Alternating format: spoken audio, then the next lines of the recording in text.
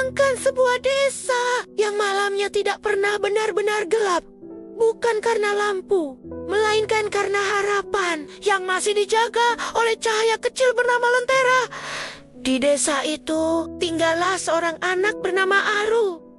Aru adalah anak yang pendiam. Ia jarang bicara, namun matanya selalu penuh pertanyaan. Ia tinggal bersama neneknya, Nenek Rara, seorang perempuan tua dengan suara lembut dan cerita yang tak pernah habis. Setiap malam sebelum Aru tidur, Nenek Rara selalu menyalakan sebuah lentera tua dan selalu berkata, selama lentera ini menyala, harapan tidak akan pernah benar-benar hilang. Aru selalu mengangguk, meski ia tak sepenuhnya mengerti. Malam itu, angin bertiup lebih dingin dari biasanya. Kabut turun begitu tebal, seolah ingin menelan seluruh desa.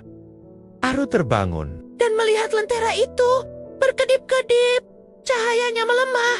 Nenek, panggil Aru pelan. Tidak ada jawaban. ia menemukan Nenek Rara duduk diam di kursi kayu. Matanya terpejam, napasnya sangat pelan. Di lantai tergeletak sebuah catatan kecil. Jika lentera padam, carilah hutan waktu. Di ujungnya ada cahaya terakhir.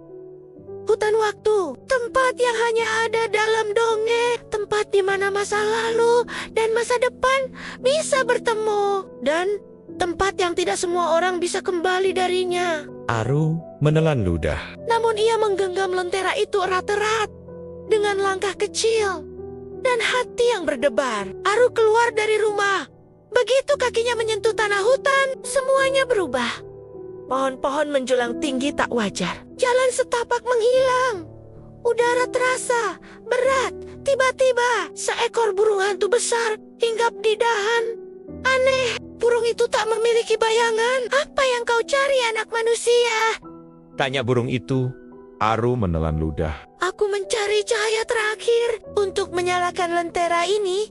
Burung itu menatap lama untuk melanjutkan. Kau harus menyerahkan satu kenangan bahagiamu. Aru terdiam.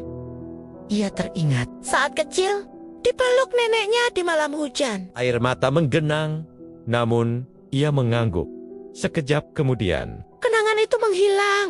Ia tahu itu penting, tapi tak lagi bisa merasakannya. silakan lewat. Aru berjalan hingga tiba di sebuah danau jernih. Saat ia menatap airnya, Ia tidak melihat dirinya sekarang. Ia melihat dirinya di masa depan, sendirian. Lentera mati di tangan, langkahnya berat. Apakah itu takdirmu? bisik danau.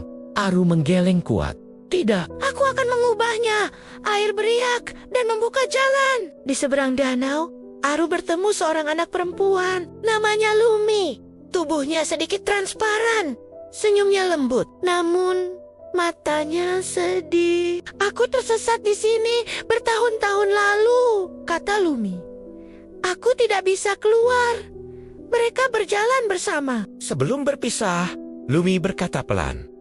Jika kau sampai di ujung hutan, Jangan menoleh ke belakang.